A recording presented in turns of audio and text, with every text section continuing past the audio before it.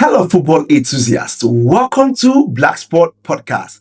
I am your host, like always, Insonet Uche, and I'm still on the wheel to take you through what is happening in the world of football. So today's episode is for young footballers, parents, and coaches who are serious about understanding how football pathway actually works, not how we wish it worked. So there's a lot of noise around scouting, agents, and opportunities, especially when it comes to African players.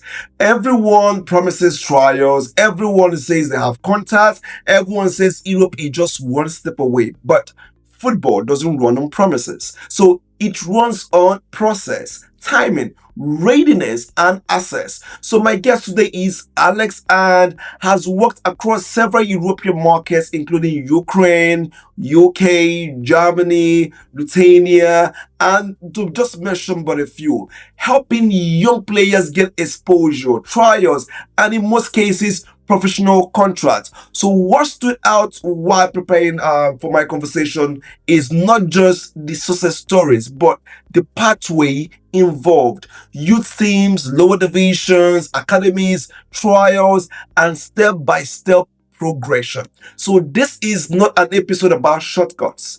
It's all about understanding what scouts actually look for, what players is really ready, what some and why some talented players get signs and others don't, and how families can protect themselves in a space where misinformation is common. So the goal here is education, clarity, and realism. So Alex, thank you for joining us, and let's start from the beginning. Can you tell us more about yourself?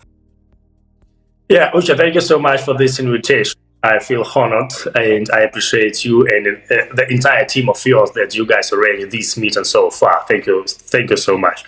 So yeah, I'm Alex Murych. I'm a football agent and I'm scouting players, and I'm based in Germany as well, as of now, right? Coming back to your question, when I began doing the football stuff, right, or No, football the service. question just, when did you fall in love with football? When did I fall low in football? When I was around 7 years old. You know, all of us we grew up from the birth, right? And Yeah. when at school, that was the very first moment when I saw ball and pitch and football and teams like that.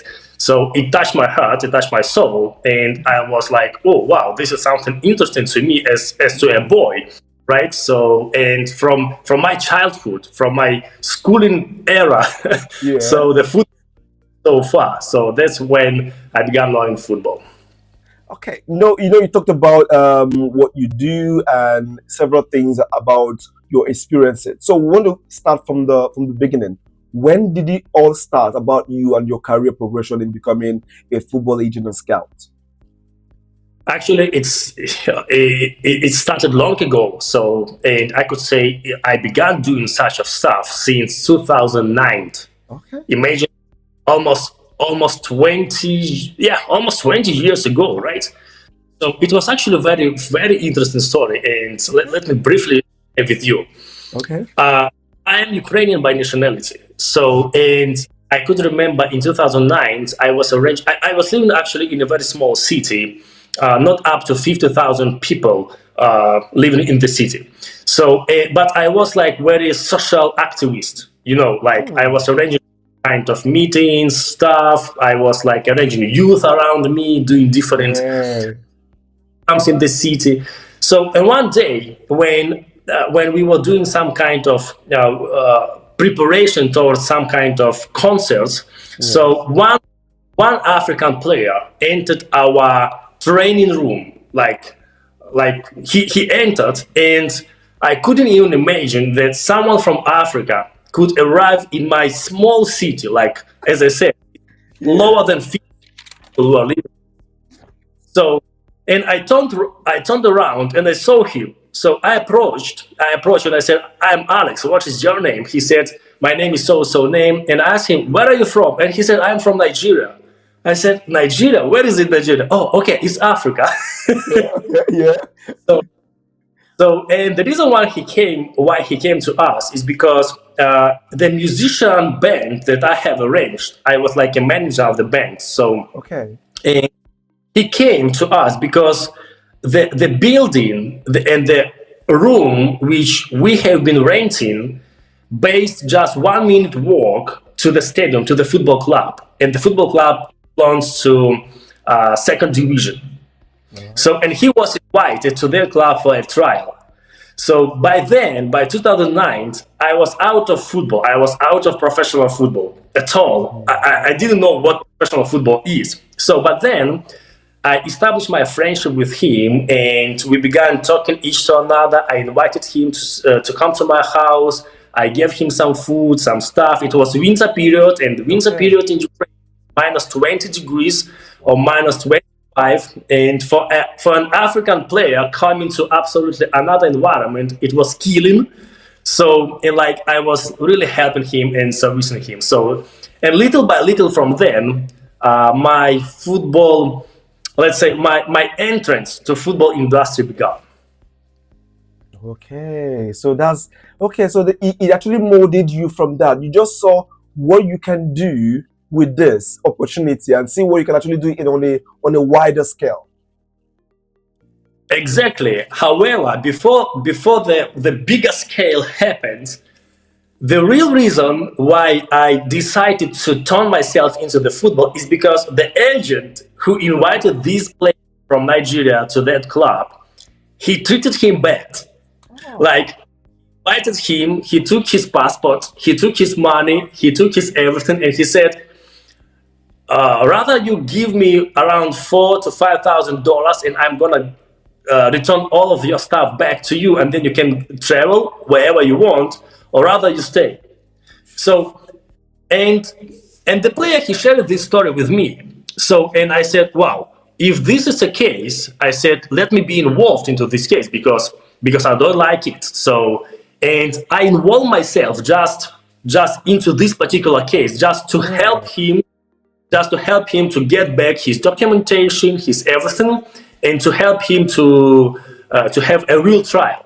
So despite the club where he came to is a good team. So it's a good team. So, and I helped him after some weeks. The agent returned everything. And actually, he called me another time and he said, Alex, if you won't stop helping this guy, I will destroy you, or I will put you into trouble. But I said, no, sorry. So this guy is a foreigner, I mean a player. I must help him. So, and I helped him, and he left the city after some time. He made some trials successfully. So, and as for now, he lives in South Korea. He married, yeah, and he lives there. Cool.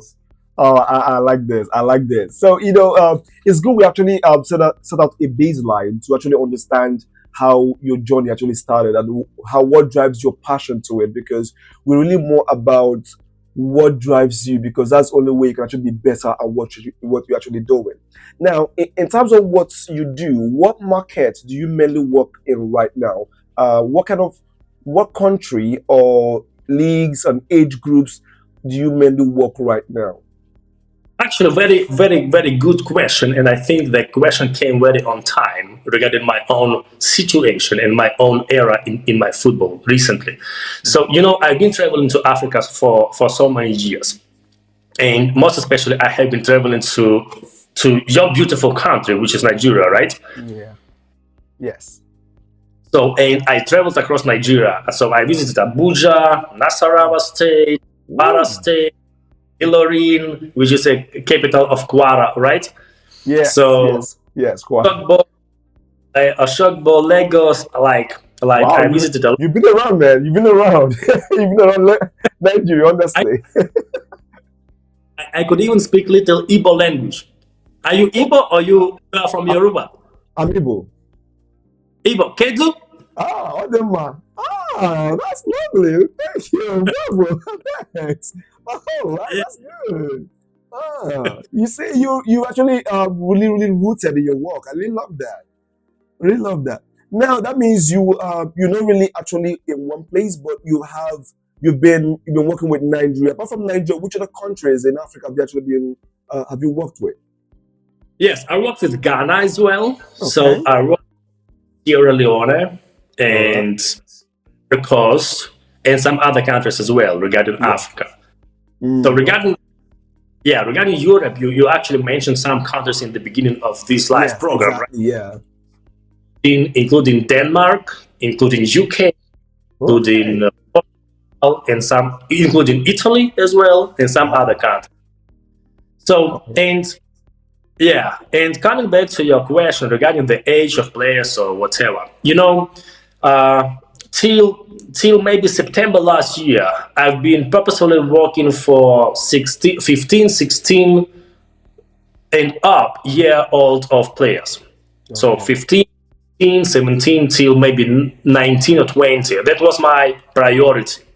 So because in Europe here, we like young players who have potential to grow and who have potential to bring the value, right, to the team, contribution to the team.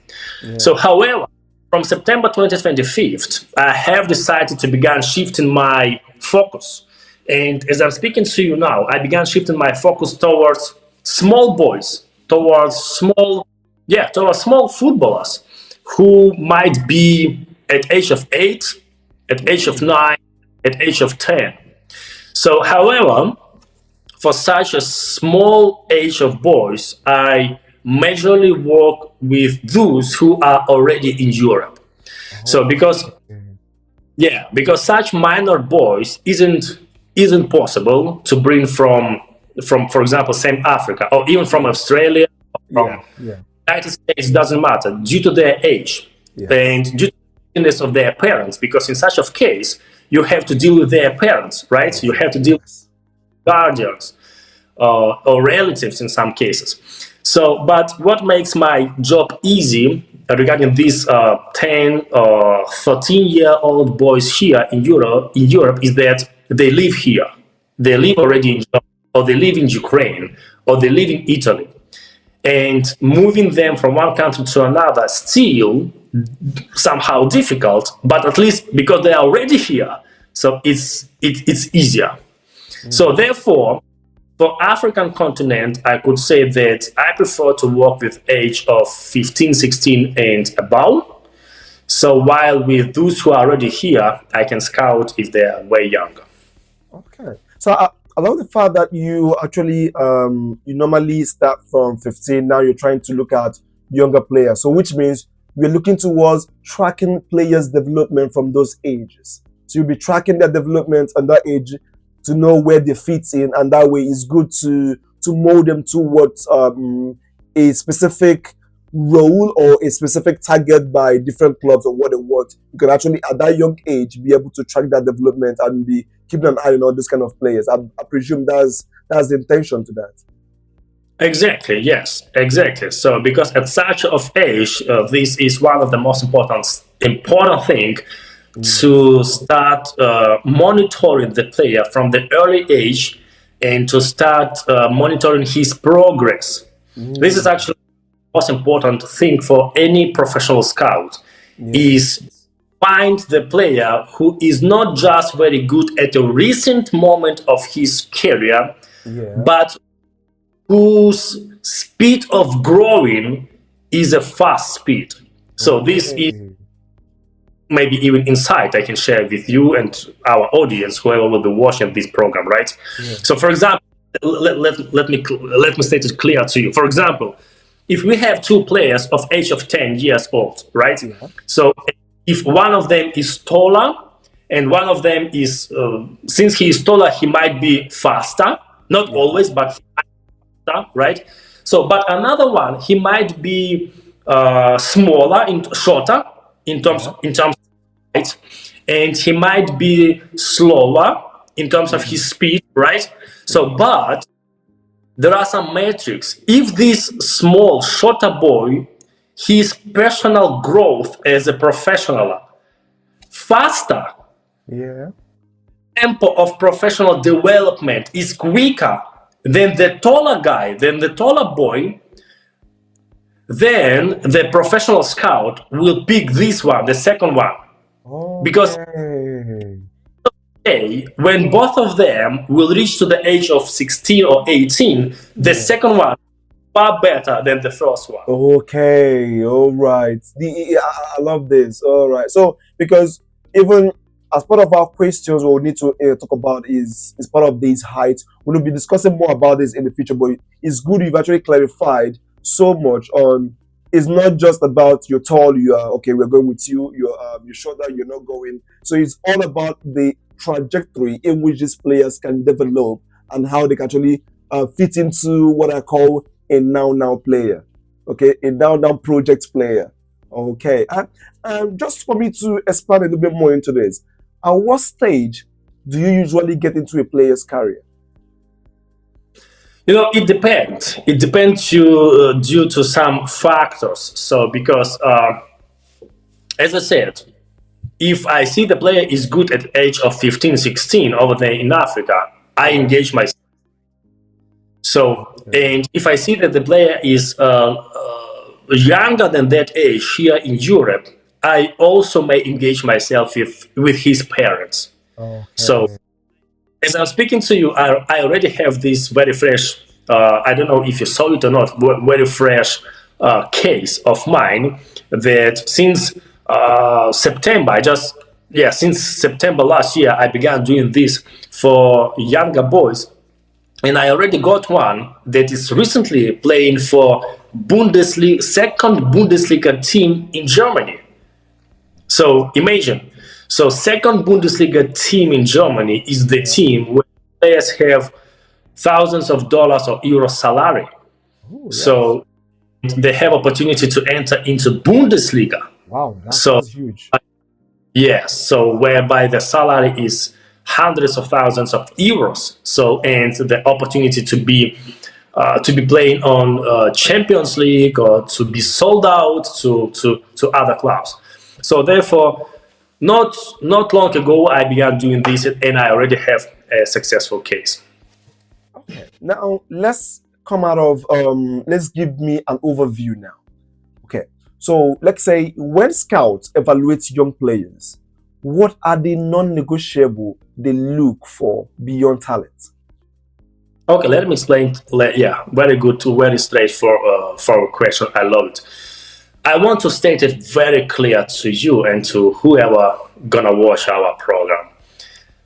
The real professional scouts, they scout in terms of young players, most especially in terms of players, right? From age of 8, they scout behaviors, but not outcomes. So this is what makes the difference between average scouts or non-professional scout or amateur scout or fake scout or fake agent between the real agent or real scout. Because at age of 8, 9 and more, we scout behaviors, not outcomes. But the problem that I also see that most of people and players, first of all, and parents and I don't know, club coaches, they often reaching back to such scouts and they say, we have so results. He scored so amount of goals, 20 goals for 17 matches, for example, plus 8 assists. All this statistic is also and always good to have and to keep and to store. But at very young age, this is a priority number one. The real professional will be scouting behaviors, attitude, but not only. Okay. Now, you're talking about behavior and attitude now being what we're actually looking out for. So at youth level, let's say from 15 years upwards to 19, at that youth level, what really matters more? Is it their physical attributes or their decision making? I could say it might vary due to the scout and team he is scouting players for. So making matters a lot. Yeah. However, we have to understand that if the player is reaching to a certain age and to the certain level of their football, there are some decisions that he might not take if they are not agreed with the teammates or with the head. So let me explain to you. The decision making is a very meaningful stuff when the player is 8, 9, 10, 11, or a bit more than that, because he can still try different stuff doing on the pitch, right? Yeah. So, but as older the player is, and as more professional the team he signed for and the level he plays on is, the less experiments he's supposed. Do you understand? Because he's supposed to be synchronized with his teammates and with the view of his coaches. So therefore, due to some factors and criteria, both are important. Decision making and what you said. The physical attributes. Maybe are we looking at how are they built, or what do you think? Do that actually come into play? How they are built? I know you talked about it earlier on when you talked about shorter person and who is taller. Does that really, when it comes to decision making and their physical attributes, which one do you think will actually be weighed, or do they work in hand in hand? Okay, I would have to say that another thing we have to consider very well is that some players might get, we call it, there are two things we have to understand. Some players might get early development, like tall, big muscles, they are heavy, they are big, and all of small players are afraid of them, right? But this early development that we call in the professional football, it goes independent from players' efforts or from his trainings. It doesn't matter how you train, it doesn't matter what you eat, it doesn't matter what you do. You can't make any influence on your growth, physical growth, right? Yes. Yeah. Or your muscles. Sometimes the player is short and small, but then within just 2 months he is like too big, But another thing, number two, is that we have to differentiate and to understand the difference between early development that I have explained just now, and the thing number two is talent. So therefore, talent is visible and noticeable at an early stage. So, but in the long-term perspective, if the talent trained well and right, he will overturn or overcome the early development of the player. Do you understand? Yes. So that's a very huge difference, I believe, scouts have to consider. So if there is a quality, let me just put this. Let's say you go into a scouting game, or maybe scouts actually watching in a scouting program being arranged. What are the qualities that they notice within the 5 to 10 minutes of watching the players? What are the qualities they tend to notice or they're looking out for within the 5 to 10 minutes of them watching the player?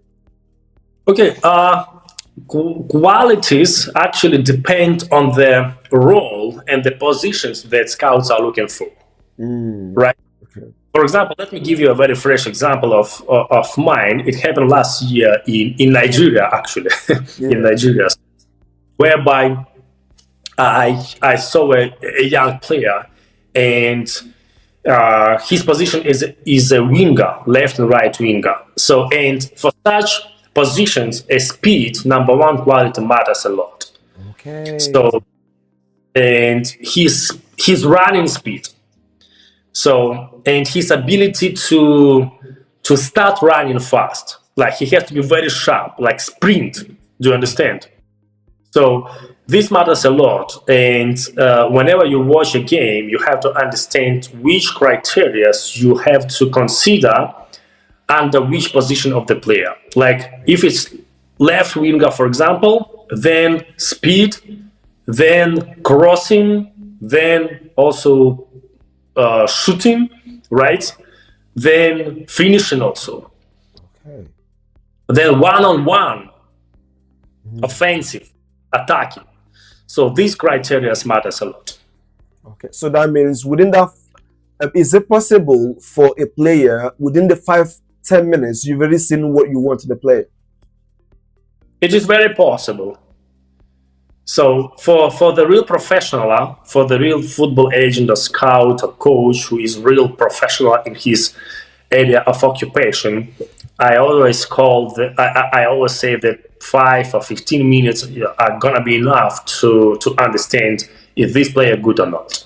Okay, that makes actually good sense. Now, just to actually push it a little bit further into what African young players actually need. In your inexperience, what are the most common gaps you see in young African players compared to the European players? Yeah, I think I may not say something new, so but this is what I observe myself, and this is what other scouts observing. The gap is that, um, let's say, positive and negative gaps. Yes, just gaps. We think One, that there is a difference. You see, there's a gap in here. It can be anything. It can be on diet. Let's understand where we can actually mitigate this kind of gaps for future purposes. all right, the number one is that the African players, you guys are very well fitted physically. Okay. Like you are strong, you are powerful, you are like okay, you are ready to run not just 90 minutes of the march, maybe another 45 minutes after 90. Yeah. So you are well, so you are strong, you are not exhausted, let's say that way, right? Your endurance, your stamina Yeah. natural is natural. So because you eat a very good stuff or food over there, I was in Nigeria, I was in other countries as well. I know what you guys eat, yes. So and your food is real, natural, organic. Yeah. So and honestly, I love rice you guys cook. I love fish you cook. I love chicken you make. Like the Nigerian rice The jollof is rice, the man. I ever ate. Yeah. So therefore, in terms of physical endurance and stamina, you are the best. So now, compared to Europeans, so now in terms of tactical, I think this is the gap that African players need a very huge development on tactical development, mindset, mentally. So to have a right strategy, understanding of games, different tactics, 4-3-3 and others. So tactically, you have to learn a lot so that you can understand things. You can be ready in your mind towards any kind of opponent. So therefore, these two gaps I would have to mention Mm. as of now. It's actually correct because I know when it comes to the tactical game, I myself I know how actually went through the shores of academies in Nigeria, but there because I wasn't actually going to be a footballer. It's something I love. I love to do that as a hobby. You understand? So we went on through that. It was really quite difficult going through those tactical games. You understand? It's something I actually foresee as of then has actually changed. I do now there's been a whole lot of improvement, but it's also good that you have this pointed out, which is an area, a gray area that needs to be more checked and find a way to mitigate this against the future. Now, in some cases, do you think that African players are often overestimate about their readiness? Overestimate their readiness or Yes. what Now, you when could if you self Mhm. clear. So if I'm to put it there, like when you see a player, when would you say do you think that this player is ready now to go pro? Okay. Actually, I think that the majority of those young players who I saw in Africa, so what they might need to be placed into a very good professional football environment. Okay. So for a certain number of years before they go pro. Okay. So they need Yeah. to. All right. So they need to be in an environment for them to be nurtured first, get acclimatized with the environment, with the tactical approach, with the trainings as well, Yeah, before they be actually be put into the according to the battlefield. yeah, exactly. Why? Is because, let me put it another way, that there are a lot of talented players over there in Africa, right? Like literally a lot of talents over there. But everybody know here that we are not looking for talents. So Mm, because talent itself equals zero. So, but what is talent? Talent is just a tip. It's just a tip to you that you have to start work, to start labor your talent, to yes. start work out on your talent. So, and most likely you might succeed. So talent is just like, yeah, it's just like a tip. It's advice to you. It's Yes. like a revolution to you that, look, if you put attention to your talent, and if you polish your talent, right? If you start working hard on your talent, Yeah. then most may succeed. Mm. So, So therefore, mhm. Go on, go on. yeah, that's why I say that uh, those young players in Africa that I work with, for example, with from age of 15, Yes. 16, they are good, but I believe that if placing them into a very competitive, progressive football environment somewhere here in Europe, in a few years, they might get into the pro level. Oh, that's lovely. That's good. And speaking of which, about them getting into the teams, what do European clubs realistically expect from African prospects before they start considering them?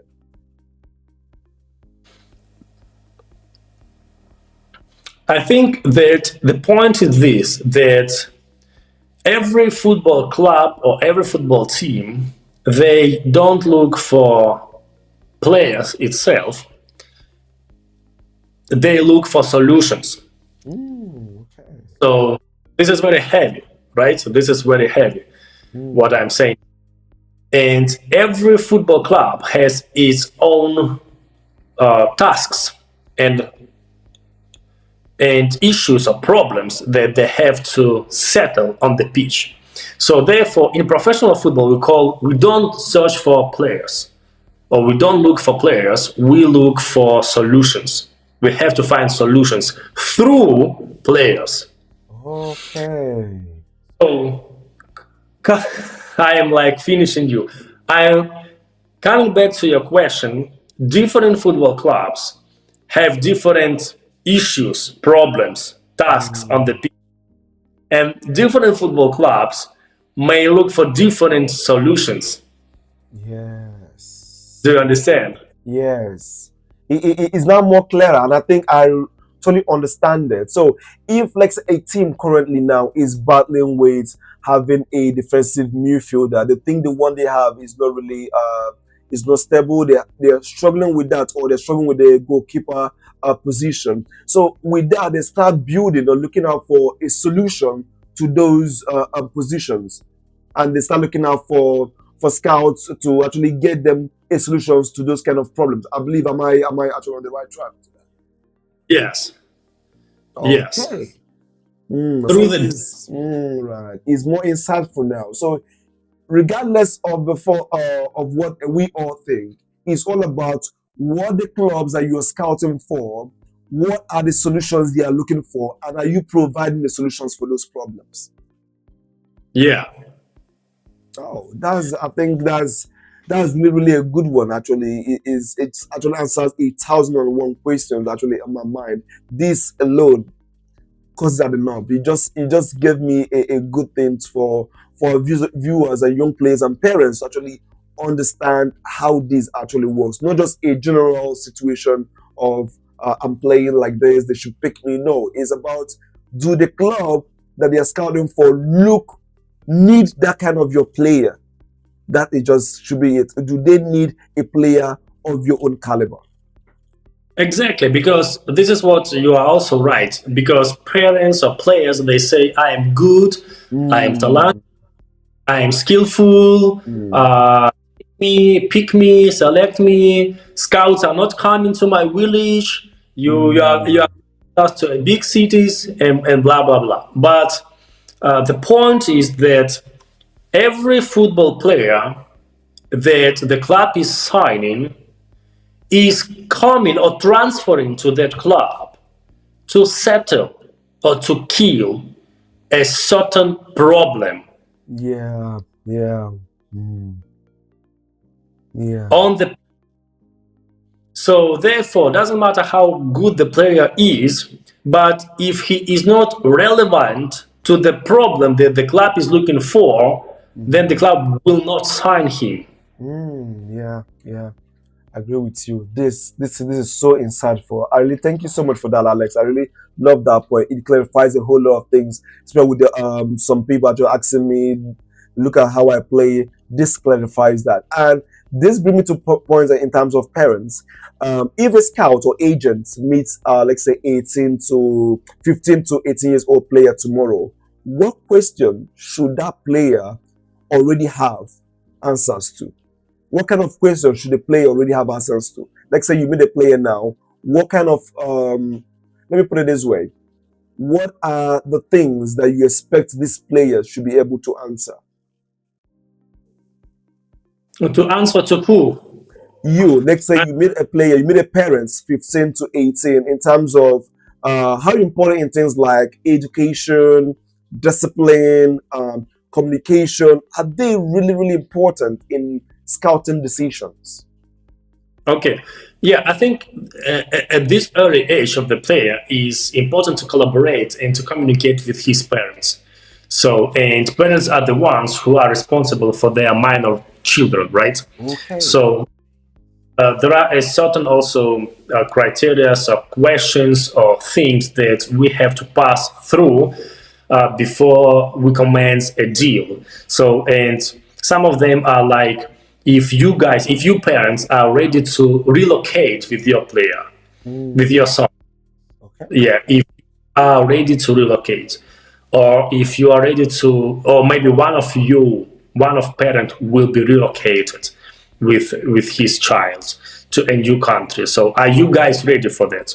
Are you prepared for that? Do you have a certain documentation, or do you have a certain finance, for example, for the first period of time, right, before the player gets to sign, before the player gets signed a contract? So, are you capable to survive? So, and there are different stuff. You know, every player is different individual case with different story, with different background, with Yeah. different a culture with different understanding, and it requires different, let's say it, key point services. So to be settled with every player individually. Okay. So, but I love the fact that you talked about these questions that have been asked. These are really difficult questions for the parents to answer. So in this situation, how important are things like education, discipline? I know we talked about that as well. Education, discipline, and communication. Is it a big factor in scouts making decisions? it is because if we aim to bring a player from same Africa to Europe, one of the laws here in Europe says that the player cannot just play football, he must have education. He has to join school, or he has to join a certain university. So he can't just go and have trainings, several trainings per week or game, and the rest of the time stay at home. No, he is obligated to keep making his education, to keep educating. Like it's by must. You know, if you could not, this player from Barcelona, Lama Yamal, Yamal. Lamal Yamal, yeah. Yeah, Yamal, So yes. yeah, he's a young player. So, but when he was playing Euro 2024, maybe or 2025, I don't remember. Isn't the World So Cup the one he has to go to do his homework? He has some assignment he needs yeah, to do. yeah, he was doing his homework. Doesn't matter how big you are as a player. Doesn't club you have signed for, you still obligated, because this is the law and order here in Europe. So, and if we talk about African players coming to Europe, this is very important, and the parents are supposed to understand that a part of you will be obliged to go to school, and discipline and all of this communication is very important, of course, very important. Okay, it is good you gave me an insight on that. Now let's talk about the game footage and data. So, what kind of game footage or data actually helps a player's case and not just waste time? You know, we have seen a lot of people sending footages, sending this is me playing. What kind of data and game footage is what scouts look for, so you don't waste their time? Very, very good question. However, I think I cannot reveal everything because there are some information that I cannot reveal. So, but yeah, but once again, I would like to revert, and I would like to make a fundamental understanding that the footage of the player depends on the position he plays. So I will give you just one criteria once again. Same winger, for example, right? If winger sends his footage and he makes during the footage a lot of dribblings, it might be good, but in most cases it might not be what the club's needing watching in his footage. So, but another thing, if same winger makes one-on-one offensive and he scores, yeah, this is something what we love to watch. So, but this is actually a very meaningful question you just raised, because many good players are making videos for 2 minutes, 3 minutes, 5 minutes, and they place inside of a video everything. So, and when we watch, we understand that you might be good player, but just because you did not highlight yourself very well, you did not include what we really need. Maybe you can do that. Maybe you even have such of episodes of such of moments, but just because you did not know what to include into your video makes your video to be dropped aside. And now it's even more difficult now because I know that you need to put in some players when you are really good with the ball, you go with your controls, you go with your runs, but practically, for what I actually gather, there's no particular way for you to know exactly the right video to send. It becomes a problem now. Yes, you're right. Yes, you're right. So many players will be like missing the point.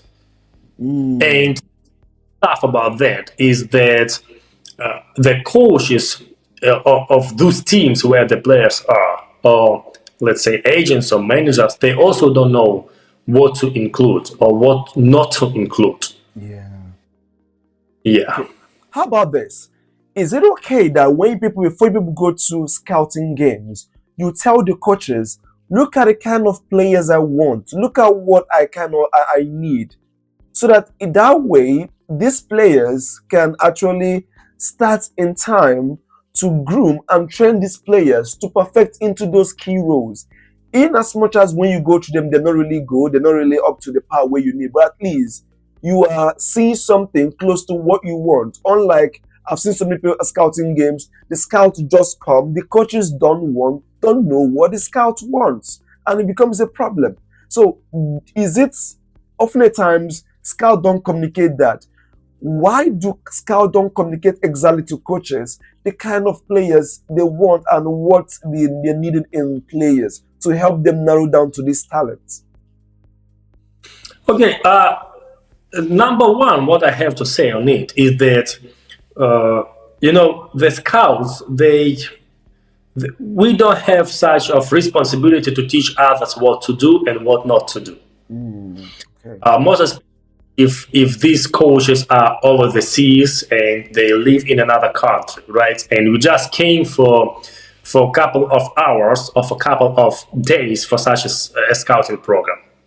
So because scouts are not paid for the shared information with others.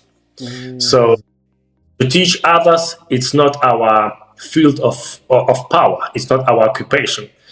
So, and number two, for example, from my own angle, is that it's quite impossible just to tell coaches what you are looking for, to those coaches who you are coming to the scouting program and you see them for the first time, because it's almost impossible to transmit the understanding you have and to put it in mind.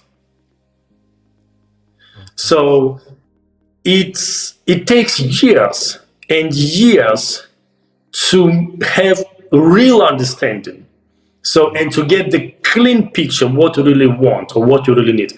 And maybe the last point, we just literally do not have access to the coaches.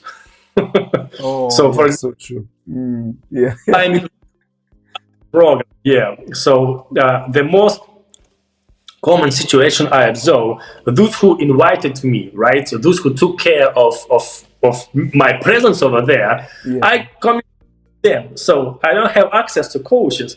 So I may come to greet them, I may come to say hi, hello, how is the weather, etc., etc. But I don't have more minutes to teach, to talk, to communicate, due to the fact that those who invited me, they cut the channels, they burn the or another scout, for example. So you have to deal with us only. So if you want information to coach, tell us, we're gonna tell him. That explains that. I actually understand that very, very well. Spot on. I actually understand. Now, this is one of the most difficult one which we're going to talk about now, which is one of the things that's been making waves in the Nigerian space currently is how do young players and parents tell the difference between a serious agent and a fake opportunity? How parents should tell their children? No, how young players and their parents, because they are young, so obviously their parents will be involved in any of their decision making. So we want to know how can the players, the young players and their parents be able to tell the difference between a serious agent and a fake opportunity? Yeah, this is actually very, very difficult, because even me here in Europe, sometimes I am a victim of fake agents. So they contact me, they say, Alex, I have so player, please let's manage him. But when I check on the player, a player has another agent. Do you understand? Yeah. And these cases are many, they are thousands. Even me, I work in this industry, I work in this business, I have understanding, I have my people, I have, since 2009, I'm into this. So, and even me, sometimes I might be a victim of fake agents. So then what are we talking about, parents or players? So we're talking about how can, because obviously the parents made the decision for their young players. So obviously they are working together. So how can the parents be able to identify that no, this agent is not a serious one, this opportunity is not real, it's not working? How can they be able to identify that? I think number one, what parents and players could really do is, we live now in a very interesting era whereby both agents and players supposed to be very well educated. So, and if I were a player now at age of 15, for example, I would have to go and read all of rules and regulations of FIFA and UEFA. So knowing the laws, knowing the regulation, knowing the orders makes and gives clarity, gives light, gives vision. Do you understand? Yeah. So you just it's prohibited for you as a player sitting and thinking you are a great player and waiting for a great agent. No, you have to be very well educated because this is your career. Yes. This is your life. This is your destiny. You have to be very well prepared who to deal with and who to not deal with. So, and knowing the laws and regulations and different kind of other additional stuff from FIFA and UEFA might give you the light who to work with and who to not work with. So therefore, this my first point. My, for example, second suggestion is that you have to understand that nowadays FIFA license agents might be the same fake agents as non-FIFA license agents. So, because, let me give you another insight. I think I tried to highlight it on my page, or maybe not, but I think I will do that. That 90 or 95% of FIFA license agents are literally poor people. They don't have money. Literally, I know it from my experience. Lots of FIFA agents contacted me. Lots. From Africa, from United States, from Europe. They want job. They want money. So, but they have license. So, and license nowadays turned to be manipulative stuff in their head. Okay. Because if parents go or if players go and they see, oh, he's FIFA license agent. Yes, he's the one. He's the real one. Okay. But he has just a license. License is like card. Yes. You at bank, right? Do you have your bank account? And your bank account connected to a plastic card, right? Yes, exactly. Yeah. License is similar, like it's a plastic card. Your name, your surname, your ID, and some other information. So, but license doesn't give you as agent access to the clubs. So when you obtain a license, it doesn't equal that that everybody waits for you in UK Premier League or Netherlands Eredivisie or Italy Serie A. No, nobody waits for you. Nobody cares, do you have a license or not? But this is a very painful stuff. This is my second point. When parents and players, they see that the agent is licensed, they think, oh, yeah, he's the real one. Yes. Yeah. His license might be real, yeah, but it doesn't mean that he has connections. Okay, yeah. Or he has understanding what to do. Or he has access to the clubs. So therefore, this is a very heavy, this is like very painful stuff, which unfortunately will be happening and happening again and again all over the world. I can say that's so true. It's a painful one because we're dealing with a whole lot of that recently, and that's one of the things that actually prompted me to having some clarity on it. And another point I wanted to make on this is, like you said, you have the license that also gives you authority. Sometimes they misuse those authority being given to them because it's a leverage they now have over you. And that brings me to this part of this question. I need to have more clarity on it. What are the biggest red flags you see in trials or pay-to-play setups? The biggest red flag on trials? Yes, when we have all they say, we have pay to play. You have to pay to play for the trial.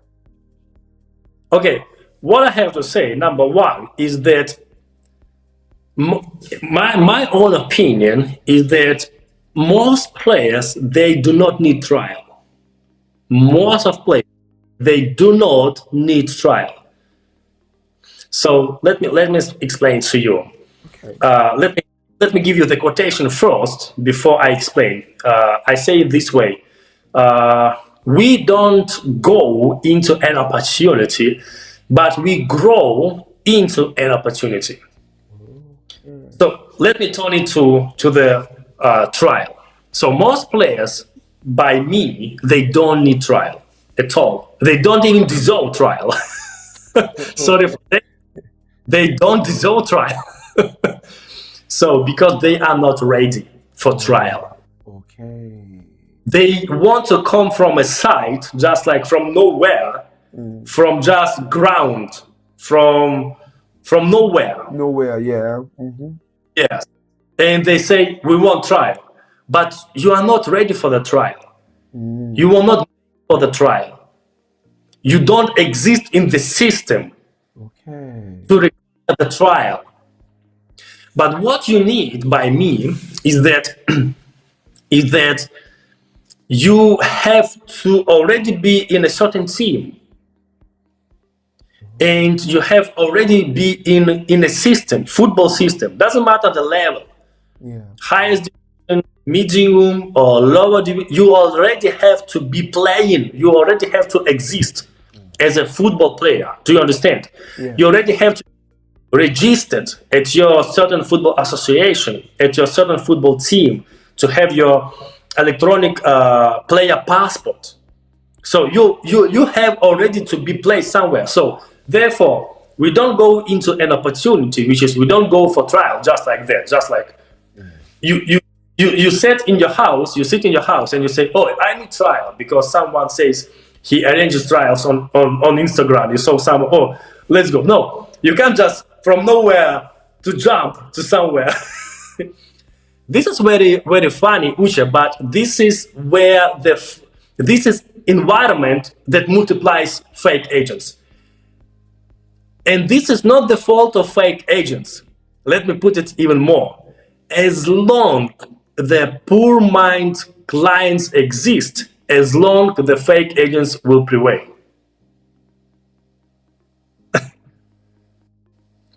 I can't hear you, sorry. I can't hear you. Hear me? Yeah, I can hear you now, yeah. All right, perfect. So that, okay, go on. Yeah, so I guess you are engaged, right? Yes, I'm actually engaged. So therefore, It keep me insightful. I love it because that answers my questions very, very well. Because if you create those kind of pool for those kind of games, that give rise to fake agents and manipulation. People just get collecting money because obviously you hardly pick a talent from those kind of pools because you are not in the system. You are just there to play because you just saw a trial somewhere and you're hopping on it. Yeah. So therefore, that's why I say that you don't need trial, but what you need development. You need growth. Yes. You need training. So why can't you go and why can't you join just a local team, play, grow, play league matches, play friendlies, showcase yourself? Your trials is not something like separate from your regular league matches. No. Okay.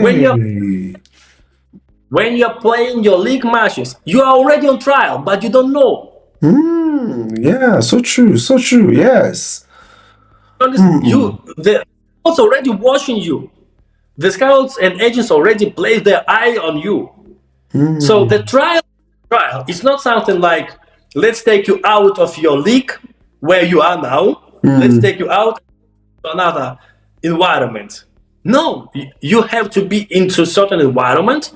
So you have to grow, you have to develop, you have to train, you have to focus your commitment, your perseverance, your persistence, and everything. So, and then probably one day, this or that scout may come and say, okay, so I watched you, I like you, let's go to.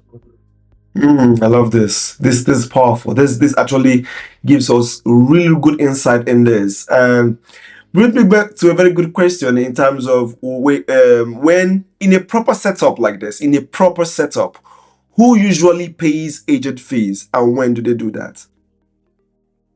According to FIFA regulations, the player is the one to pay agent's fees.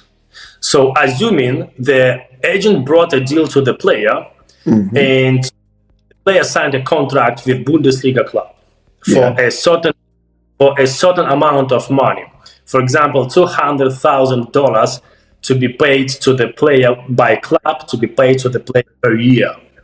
So, and there is a certain percentage that the player is obliged, according to new FIFA rules and regulations, to pay to the agent. Okay. Sometimes such a percentage could be paid by the club to the agent, but such payments supposed to be agreed between three parties: agent, player, and The club. so that's it. Okay. So in the situation whereby you're coming in discovery to pick a player, how I know you talked about the club owners, they might be the one to bring the scouts, they take care of you and get the players. Because a whole lot of time players are being asked to bring money, a whole lot of money for them to be able to move them to Europe for if they're actually being selected in the scouting game. Walk us through how that process works, because it's often a problem. I've seen a lot of people saying they spend so much, they have picked you, but they are spending millions. So how does that process work? Is it a club that needs these players are the one they're going to pay for all their travel expenses, their accommodation till they get in, or is it the player? How does this work, or does it vary from club and player situations? Okay, if the club itself decided to have a player and selected the player, in most cases, club is the one to take care of all the financial expenses to bring the player to the club camp, let's say that way, right? Yeah, to the camp, yes. So therefore, in such a case, player just signs a pre-contract or signs a real contract with the club, and the club is helping player to take care of everything. So, however, these cases are rare. In most cases, I also observe when the player is paying for this or that. So my opinion is this. I always say that the trial itself, for example, if you approach me, the trial itself is free. Yes. Like, literally, it's free. So, but if you are coming from Africa, you have to know the rules coming to Europe. And in most cases, you have to be ready to cover your expenses yourself. If you just want to independent, if you are not picked by the club directly, but if you trial yourself, just get ready that the trial is free. So, but you are the one is responsible to get your visa, to get your flight ticket, to get this and that. Do you understand? Yes. And if you can do that, and then if you can arrive in Europe, and if your profile is such attractive, then we can arrange trial for you. Okay. All right. So that means now, to give me a little bit of understanding in this, a player moving out from Africa going to Europe for trials. They've already been in the system. They're going for trials for different clubs. They're looking for a particular position. How do they need to, when they spend all this and get there, what would they need to be doing? Because obviously no club are actually paid for these expenses. What do they do when they come to wait for this? What do they do and what? Yeah, because no club picked them yet. They're still yet to try out other clubs because they have prospects. So at that point, that means they will be the one to cover their expenses towards those period. They are waiting for a trials in one of all these clubs looking for a particular position. Is that the case? Yeah, I think so. Yeah. So what is trial or what is signing for a club? You have to understand that signing for a club is like you are going for the job. Okay. But till you get the job, take care of yourself. Okay. Yeah. Of you. It's more insightful.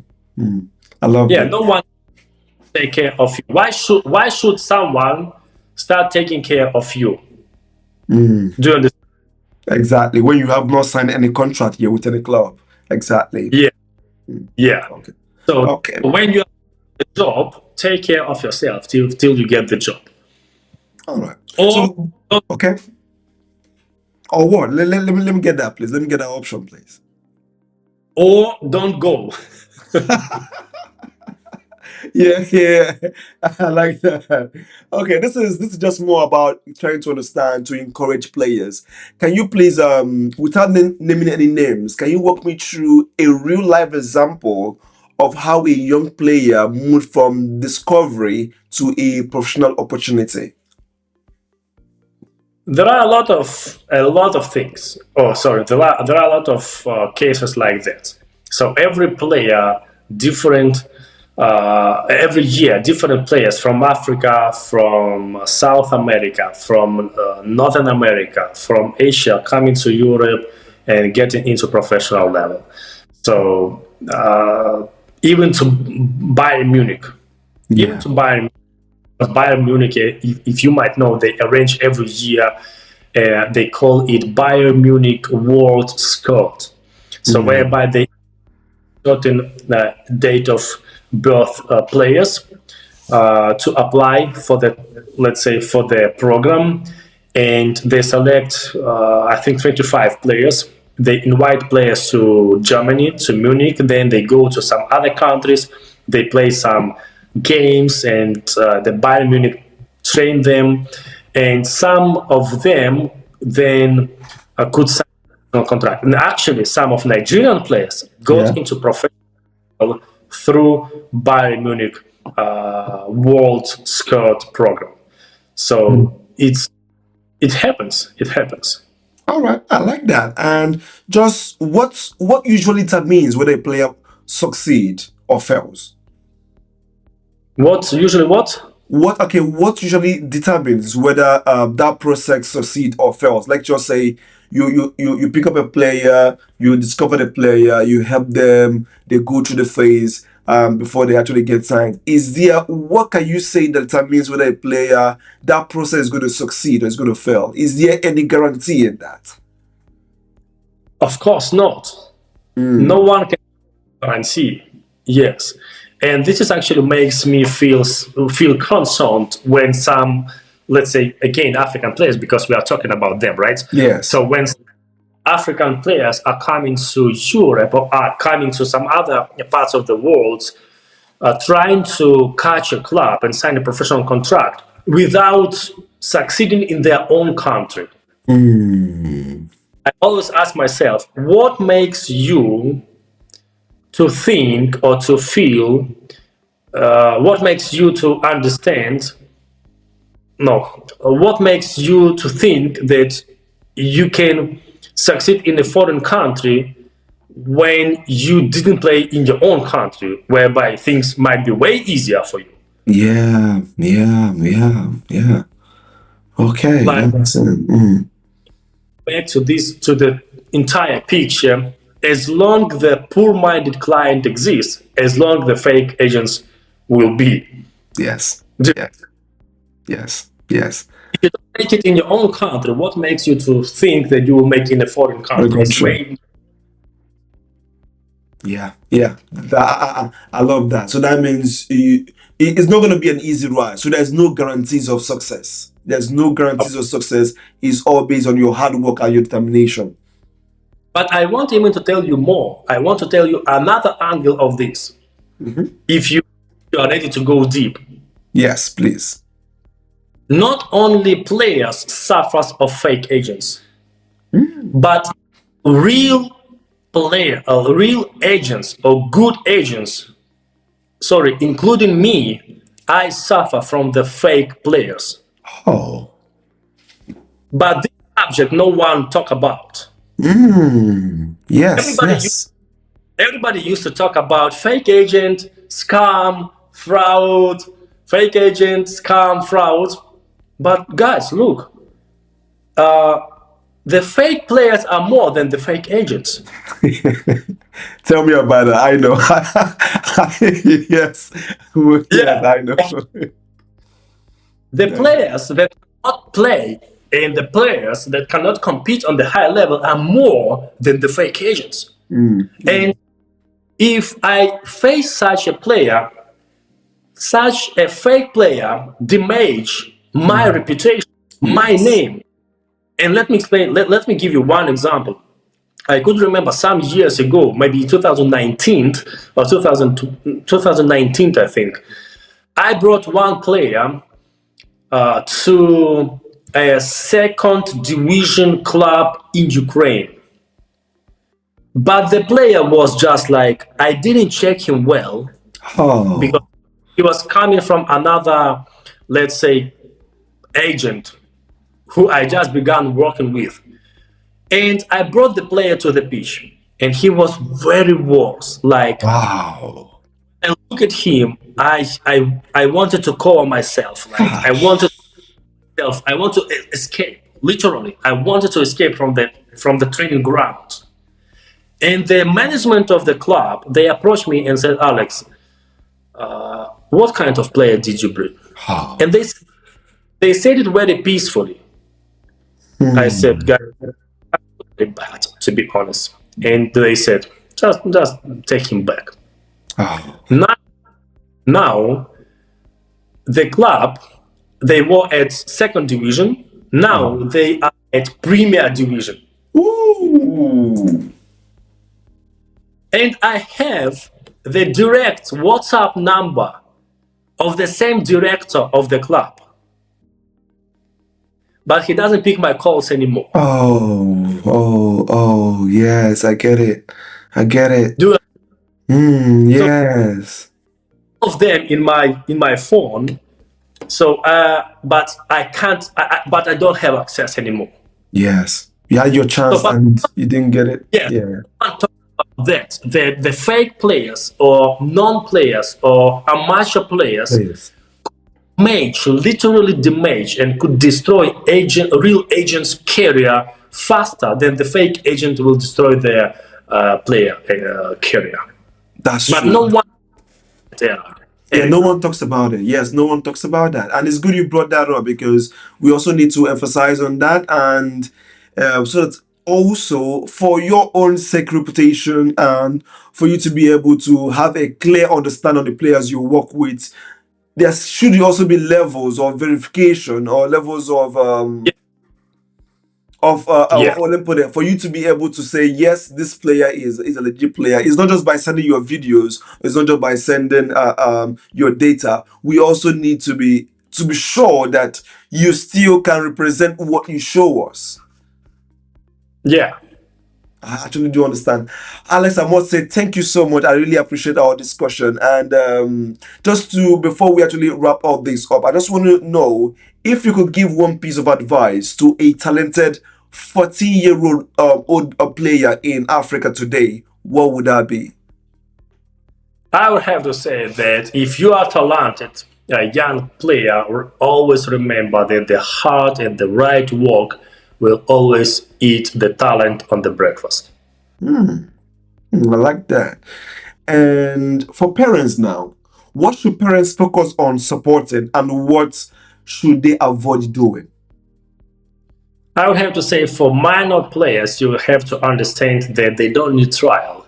They need a progressive environment where they can evaluate their potential and their level will bring them to the club. I love that. And in terms of mindset, so what mindset gives a young player the best long-term chance, even if the big move doesn't come quickly? The ability to learn, unlearn, and to relearn. All right. Wow. That's that really quite really huge, and I want to say I really appreciate this. So I think we'll be drawing curtains here. I want to say a very big thank you to you, Alex, for giving us so much insightful knowledge on what is going behind the scouting game and the processes. This is really an educational episode, which we really love. And here at Blaqsport, we really appreciate your presence here. And we'll draw the curtains here till we see again. We'll be able to have more discussion. That I really appreciate that. And I will say, happy new. Thank you. That's what I have to say. Yeah, thank you too. I really appreciate. So let's stay in touch and let's be connected. All right. So to our viewers now, this is Blaqsport Podcast Radio Curtis, and don't forget to subscribe to all our social media platforms on Instagram, on Facebook, and also on LinkedIn, and also follow us all our podcast platform on Apple Podcasts, Spotify, and also on YouTube podcast. So we'll be here. And don't forget that wherever you are, Blaqsport will definitely find you. Have a wonderful day. Ciao. Bye.